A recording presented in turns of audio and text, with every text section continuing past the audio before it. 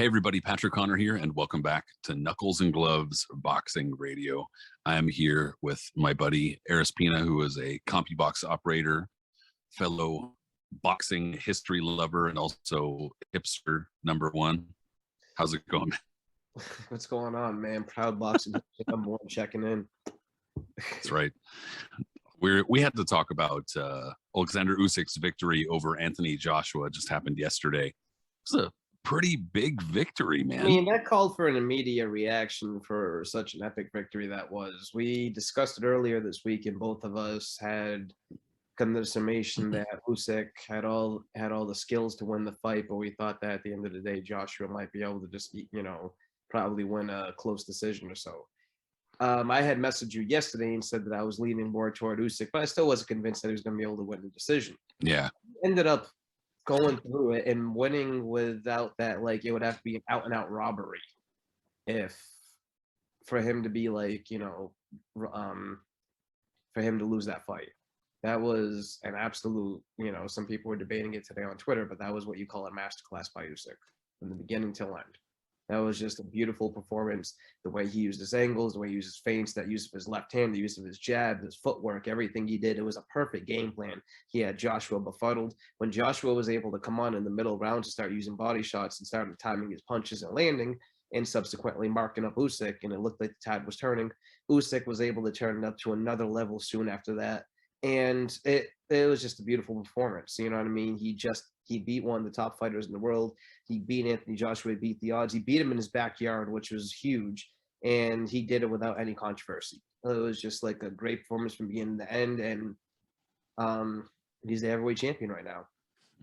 You use the term masterclass, which is, a reference to some of the. Well, it's a reference to some of the discourse that's going on boxing Twitter, for instance, where a guy I've known a long time, Adam Abramowitz, used the term and said that he didn't feel as though it was a master class, just because I suppose his definition of master class is a little bit different. But a lot of people were getting into that conversation, I guess, trying to define the term. But the point being, I kind of felt like it was somewhat trivial arguing to say whether or not it was a master class, because the point is, it's a really entertaining fight.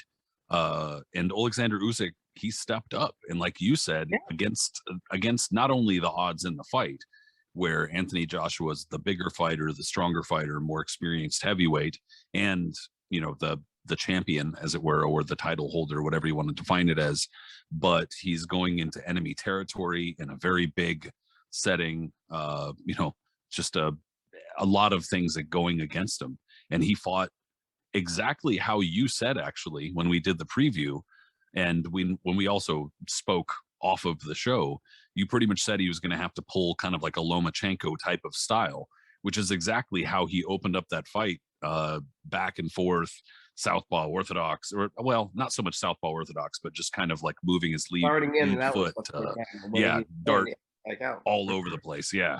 And that's pretty much the kind of thing that he did, at least over the first half or so of the fight. So yeah, it was a close fight on paper. It was, in a lot of the rounds, they were closely contested, at least a handful of them. But boxing scoring being the way that it is, I could see a lot of people having fairly wide scores for Usyk, who just won the closer rounds by a clearer margin. At least I felt. He did. When the rounds that he won, he definitely won them, and he controlled the early part of the fight. I don't remember my exact score at the halfway point, but I think I had it around like 4-2 Usyk or something like that. And that's when Joshua started coming on. At that point, it was a chess match. You could tell both guys were just thinking a lot, like their brains were just, computing a lot going on in there. But Joshua was just a step behind him at that point most of the time. And it's not a knock on Joshua. Usyk is just that such good a fighter that he's always like a step ahead of his opponents, it seems. But once Joshua started catching a beat on him, I remember as the fight started getting closer and Joshua started, landing on the scorecards with the body shots and marking Usyk up and working on him a little bit, it almost seemed like, I remember saying to myself, I think Joshua has reached his peak, so to speak. And that Usyk, I still felt, could take it to another level then it was going to be necessary to take it to another level to make sure he just pulled ahead for good, almost like in a race. And that's what he did around like round 9, round 10. He really just took it to another level again, and exactly how I thought of it. Joshua couldn't really bring it to himself there, and that's what Usyk completely took over in the fight, and then almost stopped him in the last round. I had tweeted something either the day before the fight or 2 days before the fight. I don't remember which, but the point being that I tweeted that much of the fight was going to hinge on Joshua's jab and whether or not he could get his jab working, how long he could sustain his jab. I don't have any CompuBox numbers with me, and I guess I didn't think to look at them, to be honest. But I would imagine he does better when he throws a lot of jabs in fights overall. And he was kind of pawing with the jab, but he was obviously having a lot of difficulty with a moving target, being that he's bigger despite having the range. Generally the kind of fighter who's going to have to sit down to throw a big right hand, and he was having a tough time hitting a moving target against Usyk early on. And so he wasn't really landing much of his jab. And finally, when Usyk started settling down, probably from a combination of not being able to keep up that pace for super long, because almost nobody can at that size. But also Joshua finally, the work that he was doing some work. It wasn't that he wasn't landing. It's just that it wasn't nearly as eye-catching as Usyk early on. But the combination of those things started finally wearing on Usyk, and Joshua started working his jab, landing his jab, doing very well. But he's finally being more aggressive instead of trying to go tit for tat and trying to like outthink right, Usyk, trying to box with him, which was like a stupid game plan to begin with, because you're not going it to. was the wrong. You can't. Yeah, it was the wrong move. You can't try to outthink him and try to think you're gonna, be able to just like compete with a person like that. It wasn't gonna happen. And Usyk took full advantage of it early on. Right. Said that when he finally started imposing himself and throwing more often, trying to using his size to really back up Usyk and work on it, and then the combination of Usyk also slowing down because of the pace he was putting on, that's when Joshua was able to bring it back into the fight. But yeah, well, and the way that Usyk closed was huge. yes, I mean, not just in the 12th round, but he picked it up in the championship rounds, as they say, the rounds 10, 11, 12, and clearly closed stronger in all of those rounds, and then closed the fight with Anthony Joshua on the verge of being stopped. And I think the bell appeared to toll a little bit early, but regardless, Anthony Joshua was in a pretty bad way to end the fight. Absolutely. He was done. He just slumped into into this corner. He looked like he was in pain. He was exhausted, just bewildered, and just defeated completely. Well, and you got to give him, yeah. You got to give him credit, because after he lost to Andy Ruiz Jr., he gave Andy Ruiz Jr. credit. He didn't try to, use some funky excuse or something like that. And same thing, after he lost to Oleksandr Usyk, he comes out and says, "Hey, look, I lost to the better fighter. It happens." And I mean, apart other from heavyweights, can take heed of that, I guess, and should use that as an example instead of going on their own rants for about a year or so. Well, I would definitely prefer a fighter, even if it's even just the appearance of it. The appearance of a fighter kind of being gracious is probably helpful to the sport overall. But beyond that, though, it's a helpful attitude to take from the standpoint of, if a fighter's truly trying to be great, if a fighter's truly looking at their legacy or truly trying to challenge themselves rather than just stay undefeated, make as much money while taking as little damage as possible, which there's a lot to be said for that. I'm not trying to knock that per se, but that, it's a good look for him to be as gracious and whatnot. But even so, beyond the humility and whatnot after the fight, you do have to wonder where Anthony Joshua is mentally. It's good to see that he's accepting the loss and appears to be ready to learn from it. But he's just kind of he's difficult to figure. He posts a lot of like kind of cryptic social media shit where like you don't really know like exactly what he's talking about, and uses a lot of like symbolism type of stuff that, and then, you know, he gets asked about it and he tends to be kind of coy in interviews. So I don't know. I don't know where this leaves him mentally, especially now that he's already kind of like a 2-fight-a-year fighter, and we're probably not going to see him back in the ring for several months. Yeah, I don't. What do you think is going to happen with Anthony Joshua? I mean, we'll get to Usyk for a second, but what do you think is going to happen with AJ from here? I think an immediate rematch is the only logical option from here. I'm sure he's going to take it. I think he already hinted at that after the post interview that he'd want to go back in there. Fact of the matter is, this isn't his first loss now, so it's not going to be as difficult for him to adjust after, I guess, losing again as it was the first time to Andrew Ruiz. He seems to be able to take a loss well, as opposed to other people who just kind of other fighters, not anyone in particular, just, you know, other fighters in the past who, like, sometimes a loss will shatter them mentally and they're not really able to like come back from that. Joshua, at least from the Ruiz fight, was able to come back from that and, you know, put on a comprehensive outboxing in the rematch to win. So it's actually a really good point. Yeah, he's, you know, again, mentally, I think he'd, you know, for himself that like he's going to take this time, adjust, you know, spend time with his family, whatever he has to do. But when the time comes and it's going to be for a rematch, he's going to go for it.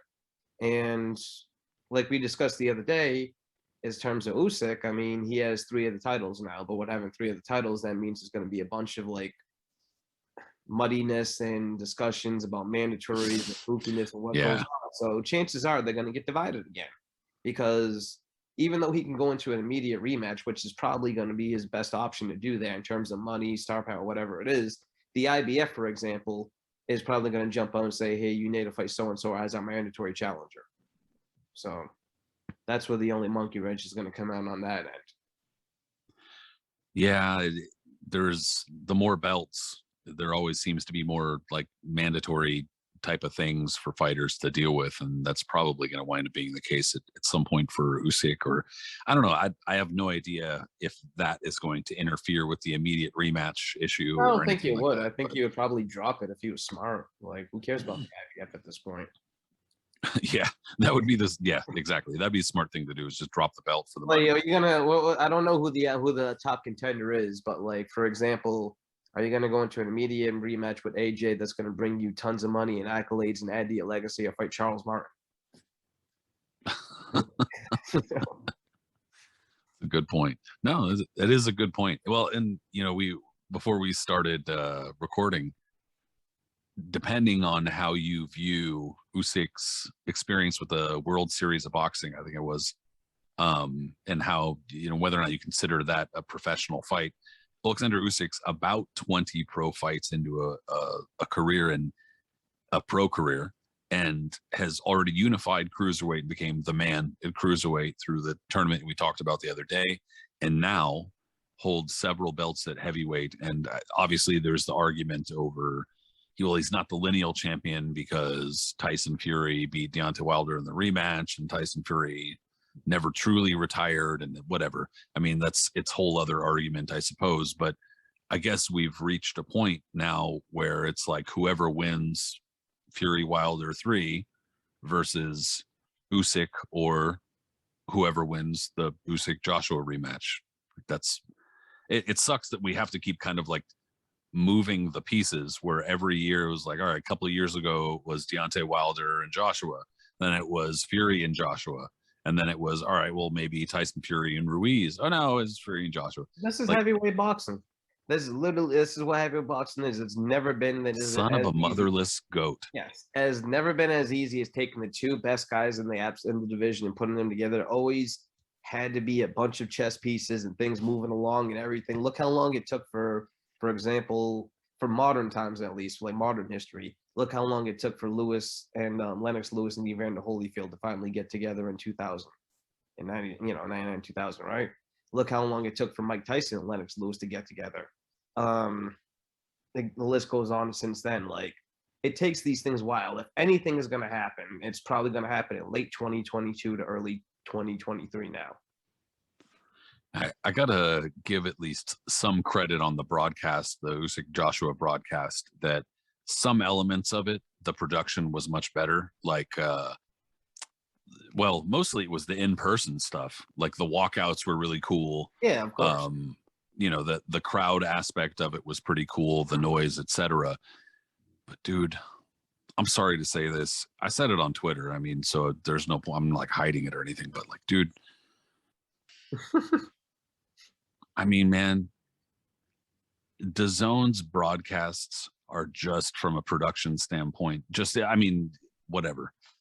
It's difficult. Like it's honestly distracting sometimes, and that shit makes it really tough to watch sometimes. Anyway, the broadcast itself, like I said, other parts of it were actually really cool, and I wish they would do. I know we can't do like arena shows every single time for cards, but the way that they did the walkouts and kind of just paying more attention to the pageantry of it, dude. I say this every time we get something like that. I love it. I always love the big kind of spectacle thing. That's always fun. UK is always big for that too. They've always in Europe, for example, have always set like the high standard when it comes to big entrances, going back to Prince Nasima beforehand. But yeah, everyone's always said on Twitter and other times too that the United States and American boxing can like take take some lessons from how they put on productions and the atmospheres and ring walks and everything like that when it comes to big fights over there. Because Yeah, dude. they make it a big spectacle all the way back to the Klitschko fights. Like a Klitschko routine title defense back in the day, that was going to be like against like Ray Austin or something like that. It was going to be like an easy 2-round blowout. Would like look like a crazy rock star event beforehand. Well, it's like that's one of the big differences between a bigger US show and a bigger like UK show, for instance, especially if it's in like a soccer stadium or somewhere nearby where there's a significant, football stadium, and there's a significant football team nearby doing like chants and shit like that. You hear the massive like, shit. It's like people in the US are like shocked by that. They're like, oh my God, let's watch some football matches. That shit gets out of hand. No, it's a pretty cool atmosphere, and also very cool from the standpoint of, man, it's been a long ass pandemic. It's been pretty shitty. It's been not being able to see bigger shows very often sucks, and so finally being able to see something that was a bigger deal, no matter how much of a super spreader event it might have been. And it wasn't canceled cool. like that. You know what I mean? Like the fact of the matter was that like we've had a lot of big fights. We've had fights all over the time. In these past few months, every time we get really close, something's been getting messed up, whether it's COVID or injury or this or that. So boxing has been getting screwed a lot lately. It's a tough time right now. But the fact of the matter is, this fight came through. It went through, and it was a very, very good fight from the beginning to end. Very compelling, dramatic, everything you want to call it, and we got a decisive winner out of it without any controversy. So for that matter, boxing won yesterday. No question, dude. I wish there was just a little bit more focus on the fact that it was a really fun fight. It was a good overall competitive fight. And Usyk got marked up a little bit too. Of course, he's going to. He's a smaller guy, and he had to come forward in order to find angles and stuff like that to land his punches. So there was really no way around it. He was going to get punched. But really entertaining fight. But so then I have to ask, if they do wind up doing a rematch, it's pretty interesting what you said earlier, that Anthony Joshua has the experience of fighting somebody a second time and having to kind of like zero in on their weaknesses and stuff. Granted, it was probably a little bit easier with Anthony Joshua coming into the fight heavier, kind of, feeling his oats or whatever, coming into the fight, having settled into a little too much into the routine of being a new heavyweight champion. So I'm sure that was helpful for Anthony Joshua. And I don't know whether or not Usyk's going to do the same thing, but from like a tactical standpoint, or from the standpoint of like what you think Anthony Joshua is going to have to do, what's the name of the game here? I mean, I'm not going to try to pull a full-on Eddie Futch here and try to give technical expertise, but Joshua needs to figure out who he wants to be as a fighter, because he seems like he's like caught between styles again. You know, at one point he was trying to outbox Usyk and trying to lean back and just rely on his jab, which was kind of pawing, and he wasn't really using it with full force until later on, or and then when he finally started being aggressive. So on, like he needs to figure out what he wants to do. And at the same token, in his corner, they seemed like him and McCracken when things were getting Robert McCracken when things were getting serious and Usyk was building up a lead and kind of like, you know, outboxing him and outthinking him, and Joshua was getting a little stressed and confused. They seem to they have like some discomfort in the corner and like confusion, like they did in the Ruiz fight when the first time. And so Joshua needs to address these things. He needs to figure out where he wants to be as a fighter in terms of just not trying to like be one thing or another. You need to settle to where you have to be and use that to your advantage. He's not a bad fighter at all. He's a very good one. He wasn't blown out or anything or just completely whooped on, and that there's no chance he could win a rematch. I mean, he was close. It was a close competitive fight through now until Usyk really just, you know, took it to that next level. So Joshua just needs to work on a few of those things and get his corner in shape too. I mean, like, I don't think he's ever going to get rid of McCracken. He seems pretty loyal to him as a trainer, and they've been through everything together. But something needs to be worked on upon that makes sure that, like, and when straits of like when things like this start happening, that they can still adjust and stay at the same level that a guy like Usyk was able to take it to. So you didn't give the Eddie Futch, you gave like the Ferdy Pacheco. Oh, yeah, there we go. I can dig it. No, I mean, you know how he has to be. I'm like, God, I've been watching so many old like 90s Showtime things. And then, like, when I was a kid, I really, not to drag off too far now, but when I was a kid, I really thought Ferdy Pacheco was like the smartest, really good, like, you know, because he was an old guy who worked for Ali. So I figured he knew everything. And now myself, as a person about to turn 37, and I rewatch this and re-listen to him, dude, he sucked so bad. Yeah, dude, he wasn't very good, man. He said some off the wall shit. He was all the time. Yeah, he wasn't very. And same. I remember watching old broadcasts and being like, "Yeah, Ferdy Pacheco, dude, that guy knew his shit." And then like years later, I'm like, "Ooh, damn, kind of not really, man." I mean, just for like, you know, all right, yeah, it's just, oh my God, man, that was just like, dude. And you always call for Bobby. Yeah, Bobby, that was a crazy low blow.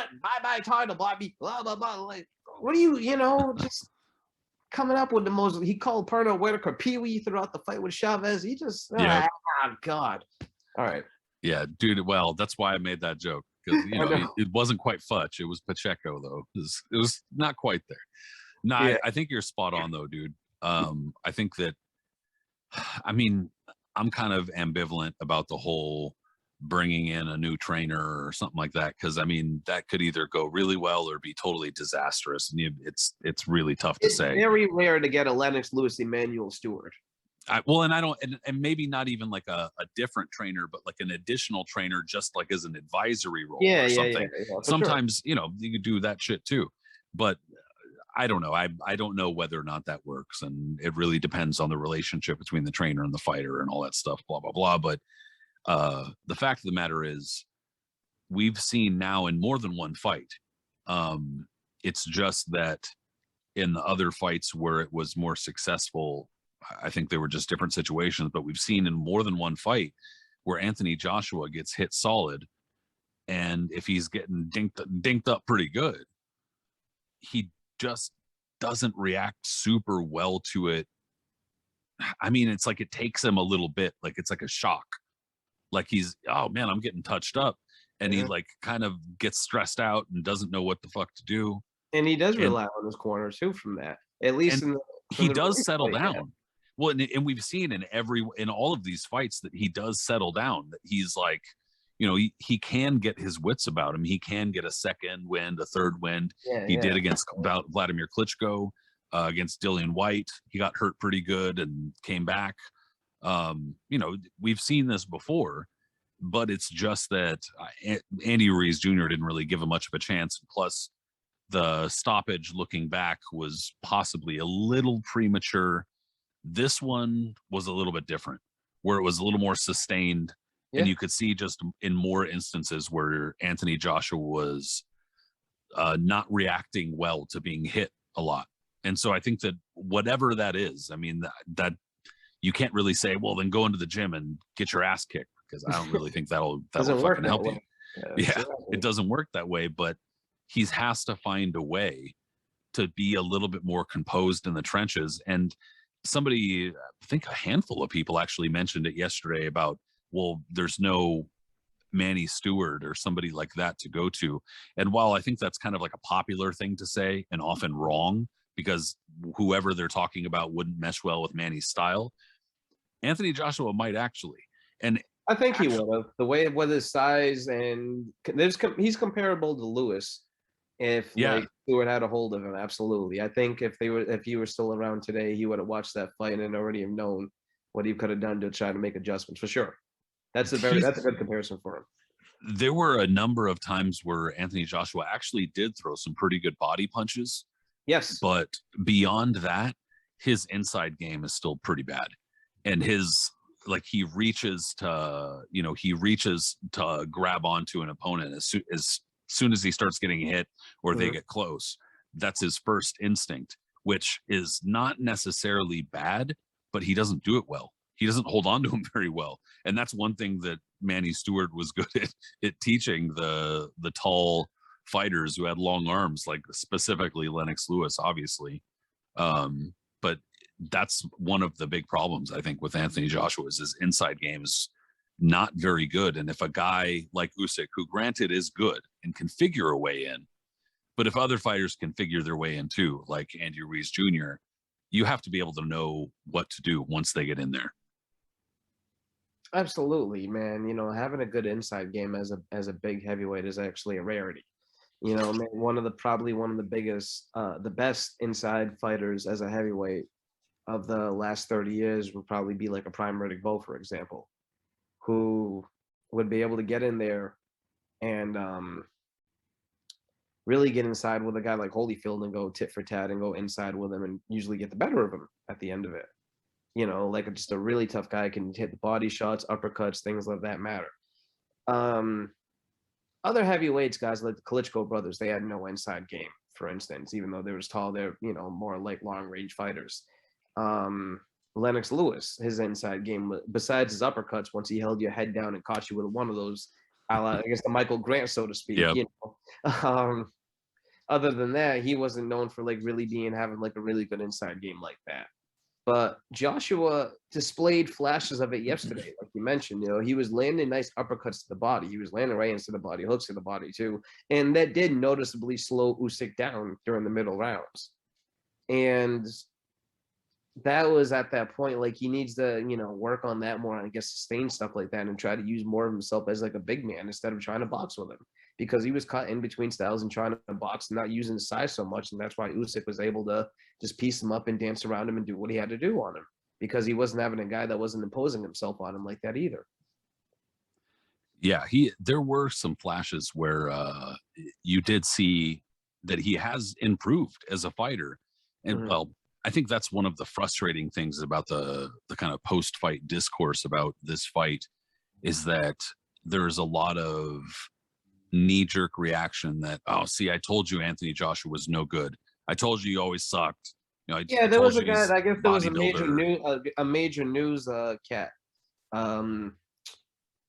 broadcaster or whatever out there that tweeted him some pretty nasty stuff about him being trash or whatever, and some people like you know, put him out on that. Yeah, it was like World Boxing News or something like that.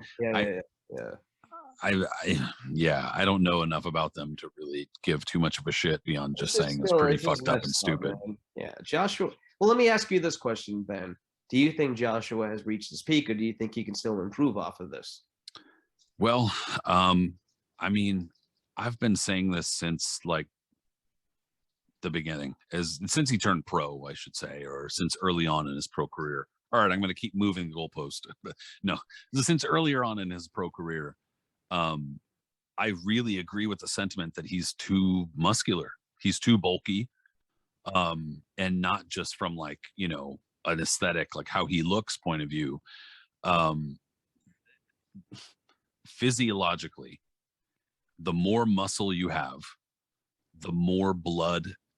and oxygen. Those muscles need to work. And the more you work them, the harder you need to breathe, and the more you need to breathe, etc. That's why big muscular fighters tend to get tired faster. There are some exceptions. And for his size, Anthony Joshua actually is extremely well conditioned. But I feel as though both the conditioning aspect of it, because we've seen that he later on in fights tends to not do as well. Like, that's not just some imaginary thing. We've seen it. But also on top of that, I think it hinders him stylistically, where I think that he would be a little bit quicker. He would be a little bit lighter on his feet and could use his footwork better, assuming that he does have decent footwork, because he's somewhat plodding. He moves great for his size, but he is somewhat plodding. And then we saw that speed difference and the major footwork difference against Usyk. That's where he's going to really have a challenge, even in the rematches. Like, that's not going to change, and I'm not entirely sure that, God, I mean, let me look, because I'm not even positive. A couple of years ago, we're like, well, he's young. Well, now he's 31. He's well into his career, and he's not liable to change his style or something like that anytime soon. So I don't even know if that's going to do any good. I have absolutely no idea at 31, but he has to try something, short of just becoming a ferocious fucking monster who just says, fuck this, and just, in the rematch is just like, if I get knocked out, I get knocked out, but I'm coming to like kill you. Short of that, I mean, there's have to be some adjustment. So I'm not entirely certain what that is, but I don't know. I mean, I guess you also have to stop and say, which is kind of like a skewed off point of that, just that Anthony Joshua has been in a number of really good fights. He's a pretty entertaining fighter overall. The Ruiz rematch wasn't that entertaining, but beyond that, most of his fights for the last handful of years have been pretty entertaining. So you have to kind of give him credit, number one, for being entertaining and being willing to get in there. But I guess I also kind of start to wonder when that's going to take its toll too. It's going to be interesting, man. Like I said, I know he's going to go right into an immediate rematch with Usyk, but I'm not sure in the time period if he's going to be able to make enough adjustments that Usyk, he'll be able to stay in with him. One thing that I remember from the post-fight interview, when they asked Usyk, is this the best you've seen of him? He said pretty emphatically no. And you got the sense that he wasn't BSing about that, that like he really feels that he could still take it to another level. And I think he can too. He just did what he had to do to bring it to enough to win that fight. But like, you still haven't seen his full repertoire yet. And if that's the case, he's already loads ahead of the rest of the heavyweight division, with maybe the exception of Fury when it comes to being a slickster. But like, I don't know if those two are ever going to get together. That's a whole other issue, and so much politics and not totally ridiculous nuts that it's not even worth discussing right now. You know what I mean?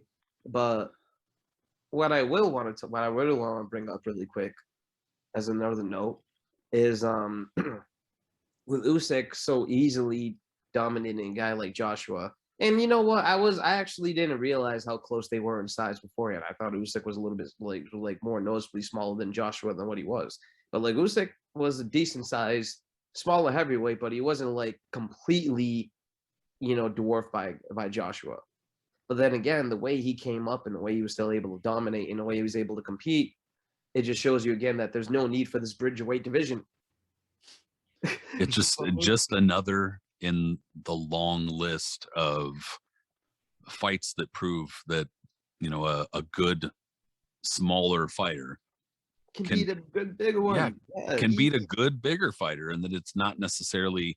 I think the consensus often is that, like, well, a good big man will beat a good little man. That's the saying. I'm not even sure who came up with it, but that's the saying, and that's the thing a lot of people believe. I think that generally speaking, that's probably going to be true. Otherwise, they wouldn't have weight classes. But we have enough examples of that not being the case, that like coming up with like extra divisions when they're already what, 19, 17, 19? Around there, yeah.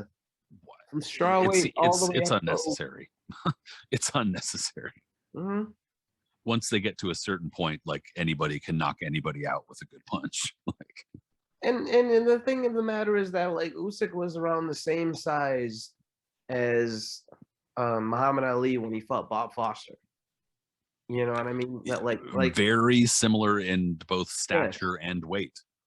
Same, exactly. So when you have that size and you're trying to say, is it really necessary to be like, well, these heavyweights today are just too big? A guy like Fury's too big for some. Usyk can dance around someone the size of Fury. Not I'm talking about Fury in general, but it's someone of that general size and just make them look ridiculous. It doesn't have to be that case. Joe Louis was exactly. Yeah, people like Buddy Bear and Abe Simon and other monsters back in the day. It's not to say that it's going to happen, but there are enough cases of it happening, you know? Absolutely. Hell, you know, Steve Cunningham, who is levels below Usyk, completely flattened Fury on his back, almost took him out back when they fought in MSG back in the day.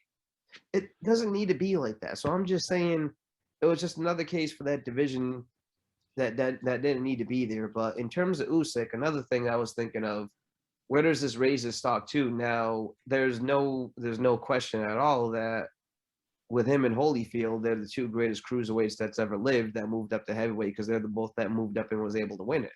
You know, and when you look at their trajectory too, Holyfield had already established himself as a heavyweight. I don't know who was, how you want to look at it would be, which in terms of like more impressiveness in their initial run. Because Usyk, you can't compare them now in terms of their complete run because Holyfield did so much history, right? So much as, going on. But like in their initial runs, Holyfield initially moved up. First fight was against James Tillis. Had a few more fights against, that war with Michael Doak, Seamus McDonough, Pinkle and Thomas, and so on. And then he fights Buster Douglas. Buster Douglas was grossly out of shape and much smaller, and he ends up taking him out. Usyk moves up, only has 16 pro fights or so at that point, even though he completely cleaned out the Division I, the Super 6, which is incredible in itself. He moves up, and he only has 2 fights at heavyweight at that point against Witherspoon and Chaz Witherspoon and Chisora, both of those fights that people are just kind of questioning him now for that. And then he fights a guy in Anthony Joshua who was in a lot better shape than Buster Douglas and bigger at that point, and ends up, completely like just convincingly winning that. And yeah, I don't know. It's just fascinating to see now.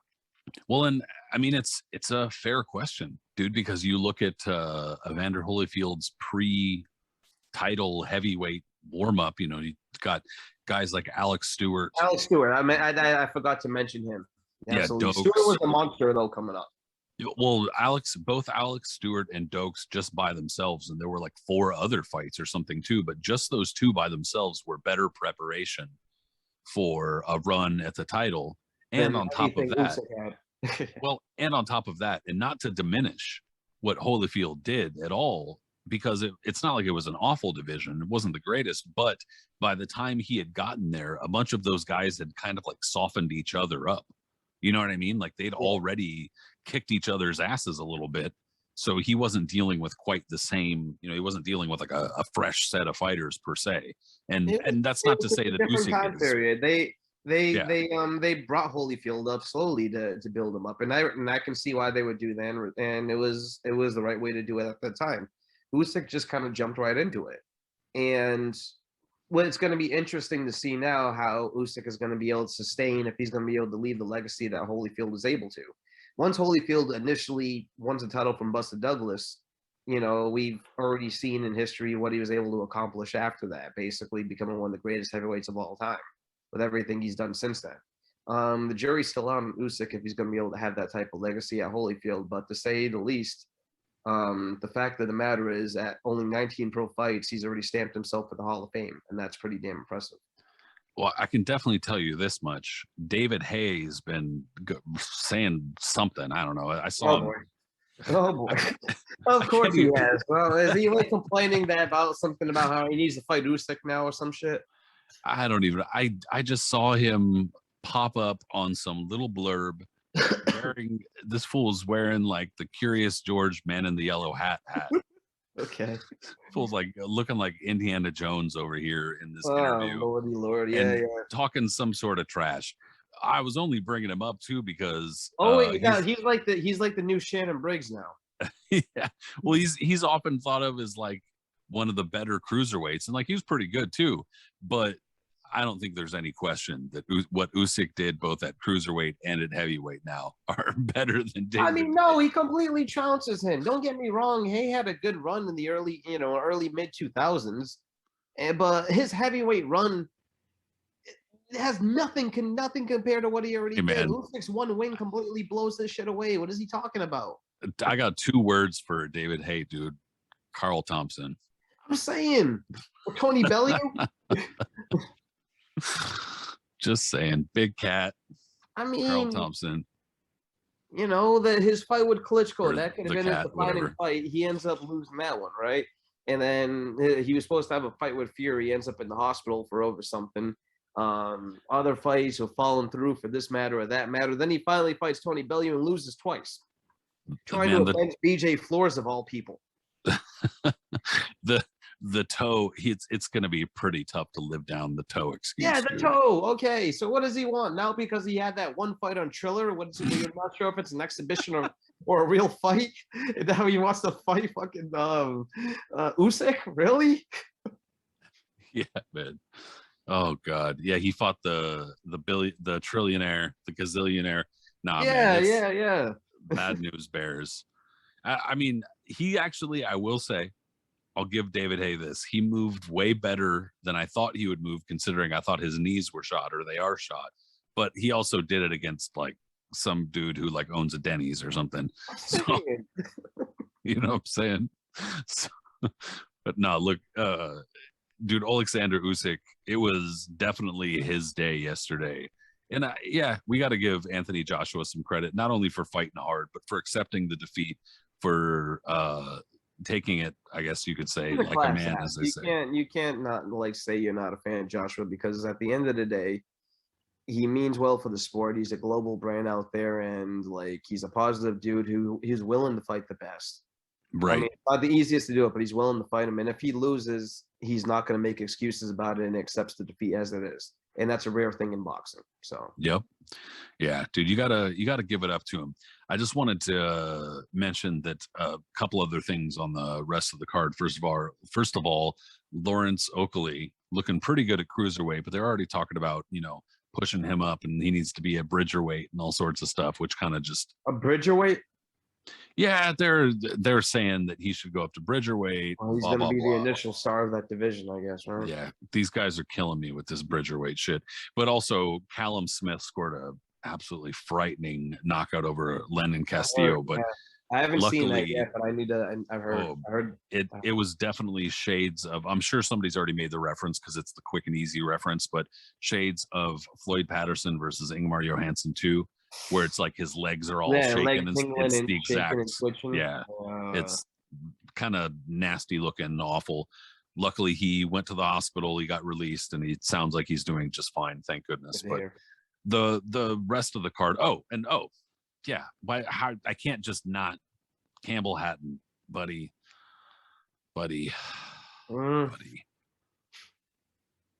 There's only one Ricky Hatton, man. He's being. There's only one Ricky Hatton, and it's not Campbell Hatton. I'm sorry. He's struggled. He's at 3-4 fights into his career or something like that, and I've seen all of them. But he's not ready for anything like that, bro. He should probably still be an amateur at the end of the day. But yeah, he seems like a very nice kid, but this definitely has the sniff of. Dude is doing it because his dad was a superstar. Yeah. And possibly for the wrong reasons. I don't know. I don't know what's in his heart, but point is, like, he's struggling bad right now. Well, and giving him wins like he did not deserve yesterday. That's not helpful. That ain't gonna help him as a person. It ain't gonna help him as a fighter. It's not gonna help his legacy, whatever. So no, these type of things never do, man. And like even sons of pros who have really extensive amateur backgrounds, who like we're about to make the Olympics, like Marvis Frazier, for example, just sometimes don't pan out like that. You know what I mean? Right. It's Yeah. really tough. And they get pushed in the limelight really quick and get pushed quicker than they really need to be. Connor Ben's like I had some high hopes right now. I had some high hopes for Sal Sanchez the third. No, I'm just kidding. I'm just Dude, I'm so mad that that dude had to sully up his uncle's trunks whenever he got dropped and dusted on them. Like, what the hell, man?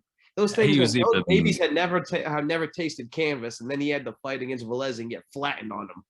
and then he's getting like a blowout so that he could have like a fro. Like, come on. Yeah, like, you know, It was no good. pissed me off so much, man.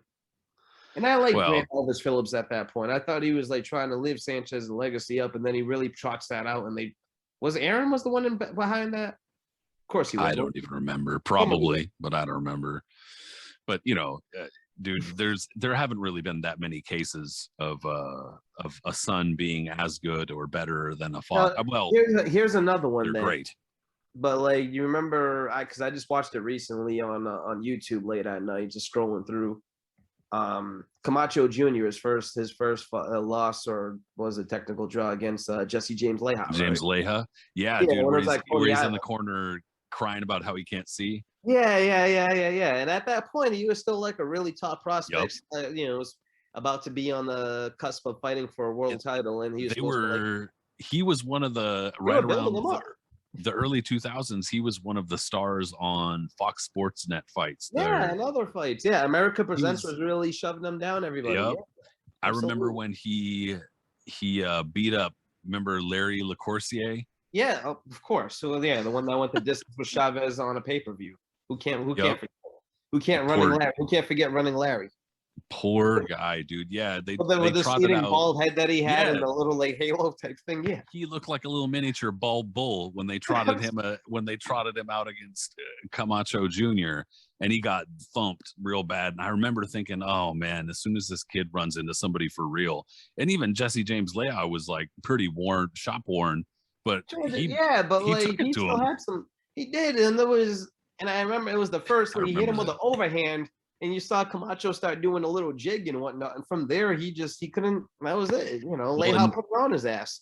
And actually, a really interesting footnote about that fight was, if I'm not mistaken, that was, if not the first, one of the first times a fight was changed. The result was petitioned to be changed. And it was initially a Camacho win, wasn't it? Yep. And actually successfully changed. That was like one of the first times that it actually happened, because that shit like never happens. Mm-hmm. But anyway, yeah, dude, I remember that. That's funny. That was it was just cool because it was held at Coney Island. But man, that was almost like his dad. That Camacho Jr. was never the same from that. He just never really wasn't. But he wasn't. That was it for him. Soon after that, I think he lost to Omar Weiss, which is a blast in the past for people who watch Friday Night Fights. He was trained by Amilcar Brusa, the guy who trained Carlos Monzon. Yeah. And that was, and I was glad to see that too, man, because I was getting sick of Camacho thumping on like former faded lightweight champions and other like smaller guys than him. And he got a little bit of comeuppance there for a moment. Well, David Lemieux really gave him that. Oh my God, man! Jesus, goodness gracious! Yeah, I almost feel bad for bringing that up. Now, you actually look at that shit in context, and Julio Cesar Chavez Jr. actually did pretty damn well for himself as a pro. Well, Top Rank made sure to protect him. I got to give them credit for that. They built him well, and they made sure they didn't put it like they did it old school style, where they gave him like a record against a bunch of guys because he never had an amateur record. So he just kept on fighting against dudes who were just on the go and on the learning curve. Yeah, he was on pay-per-views left and right. Yeah, but I remember that shit. If they were putting Butterbean on pay-per-view back in the day against guys he was going to automatically squash, they were able to do that with Chavez Jr. just because of his name, and because he looked kind of curious being really tall and skinny when he was back as a 140-pounder or whatever it was way back when, and just seeing him learn on the job, and then eventually, after like 15, 20 fights, he finally would be able to step up against a guy like John Duddy and then get through that type of fight. And people are like, oh, well, maybe he has something going on here. But, kudos to Top Rank because they built him to that pay-per-view fight with Martinez masterfully. he came damn close. I mean, you know, Oh man, that kind of was. it was like lucky shot status, but he came pretty close. I mean, I'm saying this though. People were almost like people that predicted that Chavez was going to win that fight because there was a few of them. They were like, "He almost won. I almost came out of my prediction, bro." Chavez got his ass slapped up for 11 and a half Yeah, rounds. Martinez's legs just gave out, and his yeah, knee he finally almost won gave the out. lottery, but That was not it, quite. man.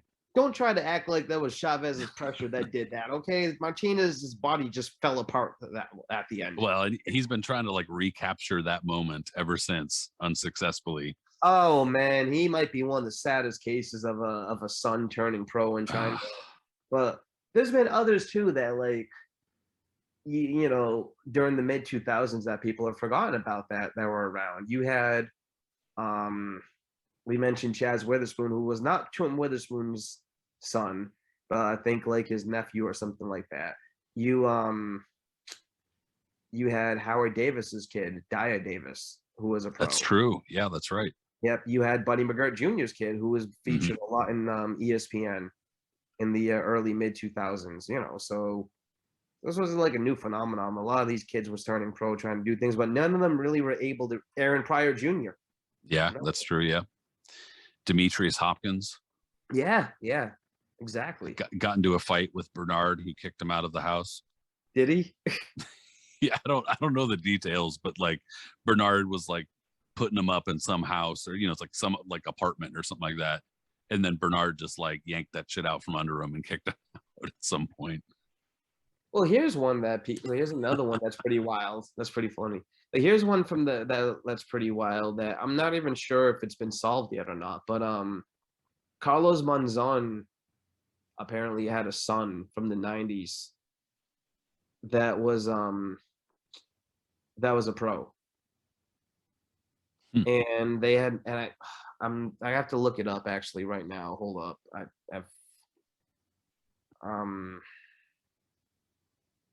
Actually, I can't even remember his name, but Monzon had a son from the mid-90s apparently, and it looked like him too. If you found his fun, I think his last name was Mayano or something like that, Mayano, around there. But I read about it in Ring Magazine or KO Magazine, and they had talked about meeting. And Monzon, he said that he had met Monzon in jail, and Monzon said, "I can definitely." He was like, "It's possible. I was with a lot of women. I could definitely have been your dad." I don't know, but that was like the going rumor, and I'm not sure if it was ever determined or not.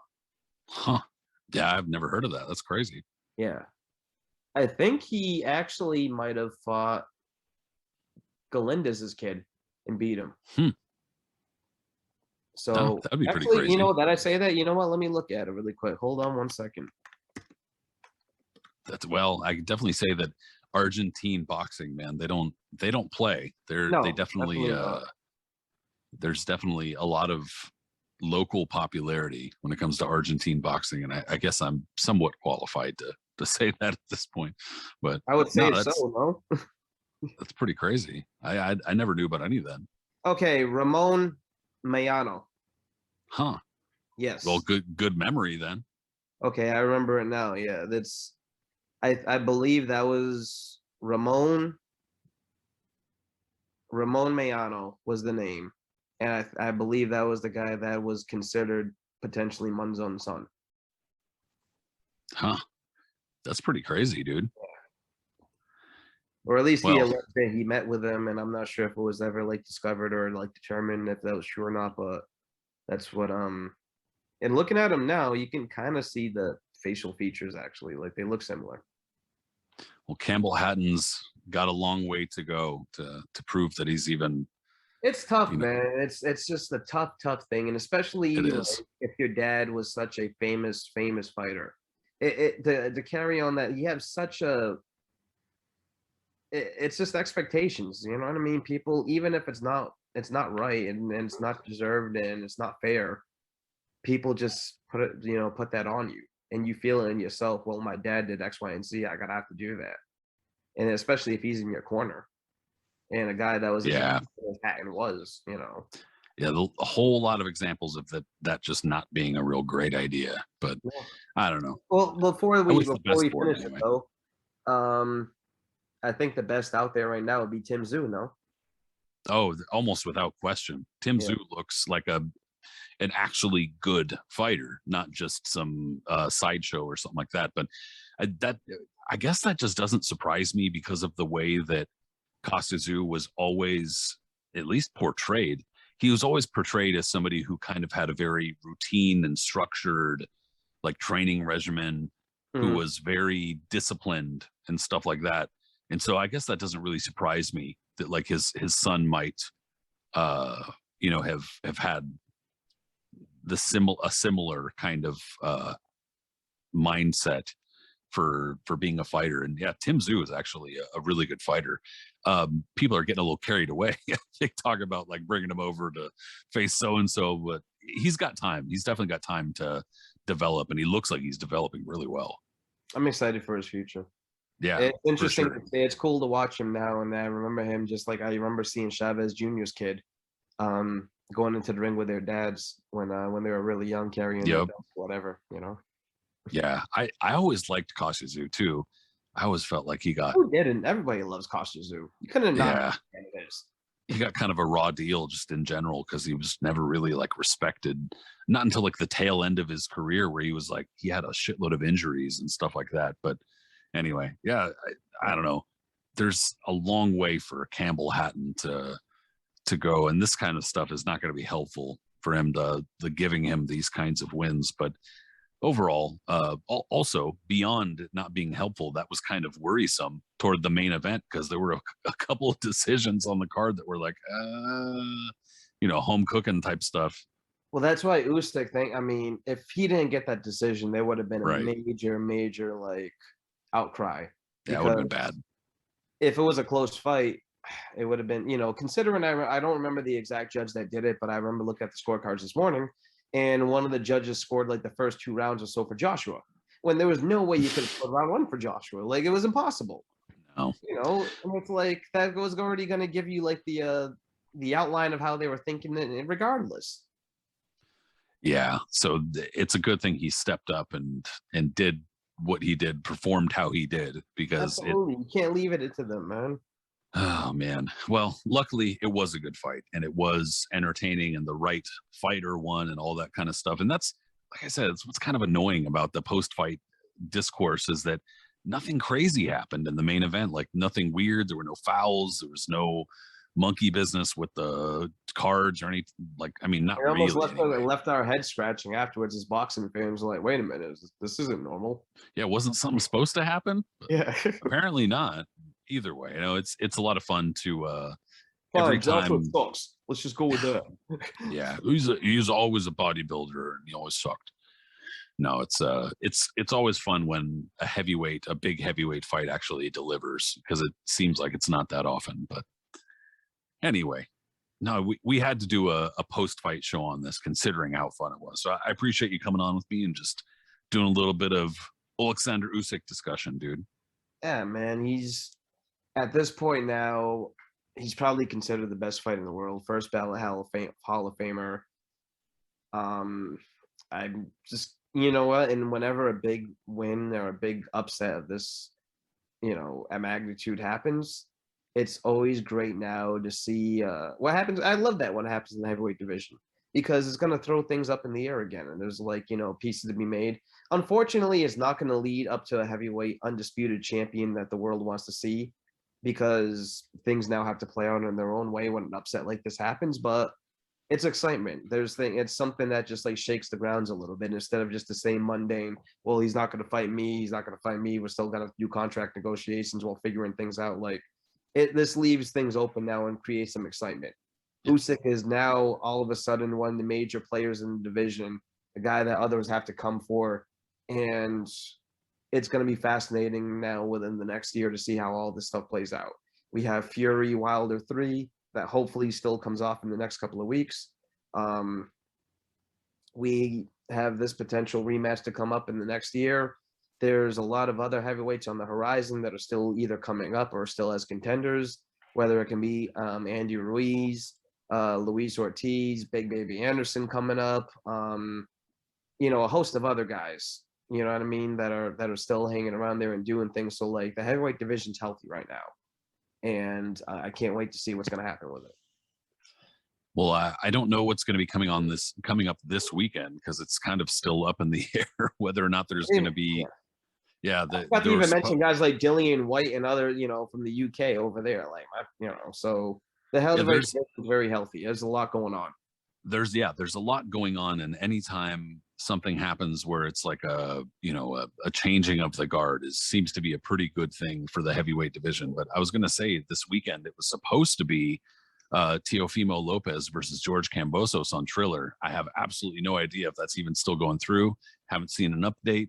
Otherwise, there's some shows on DAZN. I guess we're going to find out this week. Yeah, we're going to find out this week whether it's supposed to be the second or, well, I don't think there's no way it's going to happen on October 2nd, this coming weekend. It seems unlikely, but the last news I saw was that George Kambosos was yet to sign off on the date change and the venue change, and that they needed him to sign off. Well, they need to hurry up and pay him.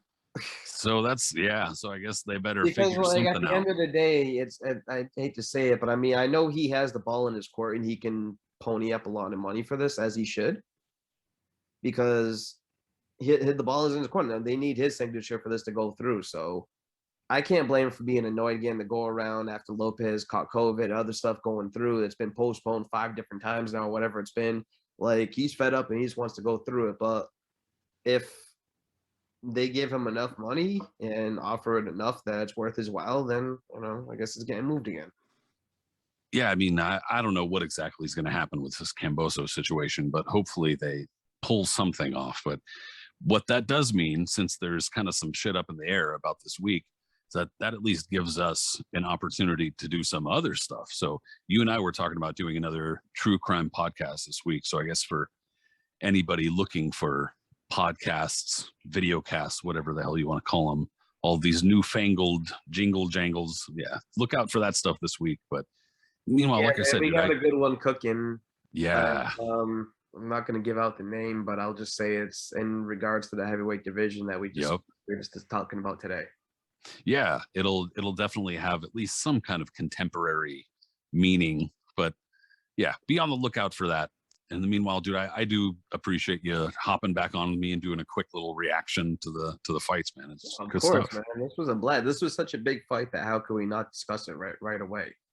Totally. Both of us were really hyped afterwards. I think the boxing world is really excited for anytime something like this happens. It breeds new life into the sport. So, yeah. Totally. Well, everybody, thank you for listening in or watching. We appreciate it. And if you would also, subscribe to the YouTube channel, helpful. Subscribe to the podcast, wherever it is you're listening in to the podcast on those apps. But also, if you're on social media, follow Aris Pina at Punch Zone. I've done this like 9,000 times and I flubbed it. But Punch Zone Aris on Twitter. Follow me, Patrick Connor, at Patrick M. Connor. And also, if you're on Facebook, go to the Knuckles and Gloves Boxing Radio page there. And I mean, I think I covered all bases there, right? Everything I hit. Yeah, man. I think so. All right, man. We'll talk soon. Later. All right, later, everybody.